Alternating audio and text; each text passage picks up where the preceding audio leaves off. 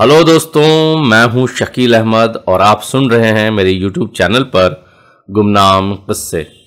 आज मैं एक ऐसे ही गुमनाम किस्सा लेकर आया हूं जिसका टाइटल है वो लड़की, और जिसे बंगाली लैंग्वेज में लिखा है बनफूल ने, और इसी कहानी का उर्दू में तर्जुमा किया है अहमद कमाल हाशमी ने। तो आइए चलते हैं कहानी की ओर।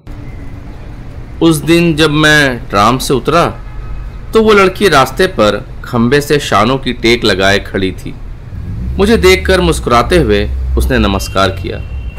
मैंने उसके नमस्कार का जवाब दिया, लेकिन मैं उसे पहचान नहीं पाया। मैंने सोचा शायद वो मेरी कोई शागिर्दा होगी। लड़की काफ़ी हसीन और जमील थी। फुटपाथ पर चलती हुई वो कुछ दूर चली गई। आगे जाकर दाएं जानिब वाली गली में मेरा मकान था। थोड़ी दूर जाने के बाद मैंने पीछे मुड़कर देखा। वो लड़की मेरे पीछे पीछे चली आ रही थी। मुझे लगा शायद वो मुझसे कुछ बोलना चाहती है, इसलिए गली के मोड़ पर पहुंचकर मैं थोड़ी देर के लिए रुक गया। लड़की मेरी तरफ देखकर दोबारा मुस्कुराई, फिर वो मेरे करीब आकर खड़ी हो गई। वो वाकई बहुत खूबसूरत थी। इसी गली में आपका मकान है क्या? हाँ। अगर मैं आपके साथ आपके घर चलूँ तो क्या आपको कोई एतराज़ होगा? उसके सवाल पर मैं हैरतज़दा रह गया, थोड़ा लाजवाब भी हो गया, मगर मुझे बोलना पड़ा। नहीं, एतराज़ क्यों होगा भला? लेकिन मैं आपको पहचान नहीं पाया। लेकिन मैं आपको पहचानती हूँ। आप मुझे आप कहकर मत बुलाइए। मैं हर एतबार से आपसे छोटी हूँ। आप जब प्रेसिडेंसी कॉलेज में बीए में थे तो मैं आईए में थी। आप बहुत मशहूर थे। तमाम तलबा आपको पहचानते थे। मैं भी आपको पहचानती थी। हाँ, वो तो ठीक है, लेकिन मेरे घर जाकर क्या करोगी? बस यूँ ही एक तजस्सुस है, और कोई बात नहीं। ठीक है, चलो। मैं गैर शादीशुदा था और एक छोटे से फ्लैट में रहता था। मैं अपने घर का ताला खोलकर अंदर दाखिल हो गया। लड़की भी मेरे पीछे पीछे अंदर आ गई। अच्छा, तुम इस कुर्सी पर बैठो, मैं कपड़े तब्दील करके आता हूँ। और हाँ, चाय पियोगी? नहीं। मैं दूसरे कमरे में चला गया।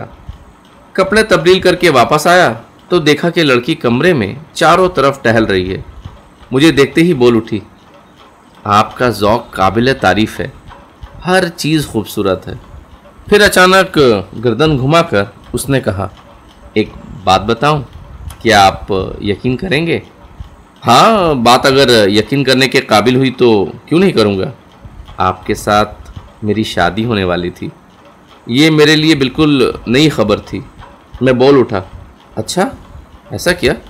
हाँ, मेरे पिताजी ने मेरी एक तस्वीर आपको भेजी थी, लेकिन आपने वो तस्वीर आज तक वापस नहीं की। क्या वो तस्वीर अभी भी आपके पास महफूज है? पता नहीं, मुझे अचानक इंग्लैंड जाना पड़ गया था। उस वक्त बहुत सारे खतूत इधर उधर हो गए थे, उनमें शायद वो तस्वीर भी हो। मैंने कभी देखी नहीं। अच्छा, कोई बात नहीं, अब मैं चलती हूँ। मैंने आपका वक्त बर्बाद किया। सुनो, तुम कहाँ रहती हो? लड़की खामोश रही, फिर थोड़ा मुस्कुराई। फिर उसने बात का मौजू बदलते हुए कहा, मैं आपसे एक गुजारिश करना चाहती हूँ। अगर आपको मेरी तस्वीर मिल जाए तो उसे प्लीज़ जला दीजिएगा। जला दूँगा? मगर क्यों? लड़की फिर खामोश हो गई। मैंने कहा, ठीक है, देखा जाएगा। फ़िलहाल तुम कुछ खा कर जाओ, मेरे पास कुछ अच्छे बिस्किट हैं, मैं लेकर आता हूँ। मैंने अंदर जाकर अलमारी खोली और बिस्किट निकाला। वापस आया तो देखा कि वो लड़की नहीं थी। मैं हैरान रह गया। उसकी इस हरकत की मुझे उम्मीद नहीं थी। दरवाज़ा खुला हुआ था। मैंने बाहर जाकर देखा, गली में कोई नहीं था। वो लड़की अपनी इस हरकत के बावजूद, या शायद इसी हरकत की वजह से ही, मुझे भाग गई। मैंने रोज़ उसके बारे में सोचना शुरू कर दिया। वो लड़की खूबसूरत ही नहीं थी, बल्कि पुरअसरार भी थी। एक दिन पुराने कागजात की ढेर में उस लड़की की तस्वीर और उसके पिता का लिखा हुआ ख़त मुझे मिल गया। मैंने लिफाफा खोला ही नहीं था। तस्वीर में वो लड़की मुझे हसीन नहीं लगी।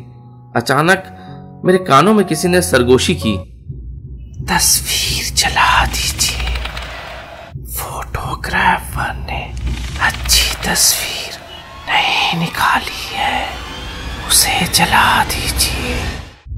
मैंने गर्दन घुमाकर देखा, आसपास कोई नहीं था। शायद ये मेरा वहम था। उस लड़की का ख्याल आहिस्ता आहिस्ता मेरे दिल दिमाग पर गालिब आता गया। मैंने उसकी तस्वीर इनलाज करवा कर दीवार पर लटका दी। मेरा ख्याल था कि वो इस तस्वीर के लिए दोबारा आएगी, लेकिन वो नहीं आई। मैंने उसके वालिद को एक ख़त भेजा। मैंने लिखा, मुझे अचानक इंग्लैंड जाना पड़ गया था, इसलिए मुझे आपका ख़त ताख़िर से मिला। मुझे आपकी बेटी पसंद है, आप किसी दिन तशरीफ़ लाइए। मैं रोज़ इंतज़ार करता रहा कि जवाब आएगा, लेकिन जवाब नहीं आया। एक रोज़ मैं कॉलेज से वापस आया तो देखा कि फ्रेम ज़मीन पर उल्टा गिरा हुआ है, कांच के टुकड़े चारों तरफ बिखरे हुए हैं और तस्वीर गायब है। चंद दिनों के बाद उस लड़की के वालिद का ख़त मिला। आपके ख़त का शुक्रिया, लेकिन मुझे बड़े अफसोस के साथ लिखना पड़ रहा है कि मेरी बेटी बस के हादसे में मर चुकी है।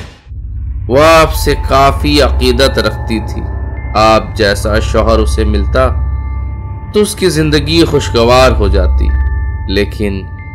लेकिन भगवान की मर्जी शायद ऐसी नहीं थी। सब तकदीर का खेल है। वस्सलाम। ये ख़त पढ़ते ही मेरे सारे जिस्म में एक बिजली सी दौड़ गई और मैं एक टूक ख़त को देखता रहा। तो दोस्तों, ये थी एक छोटी सी कहानी। उम्मीद करता हूँ ये कहानी आप लोगों को पसंद आई होगी। अगर आपको मेरी ये कहानी पसंद आई है तो मेरे चैनल को लाइक करें, कमेंट करें, शेयर करें और सब्सक्राइब करें। कहानी सुनने के लिए बहुत बहुत शुक्रिया।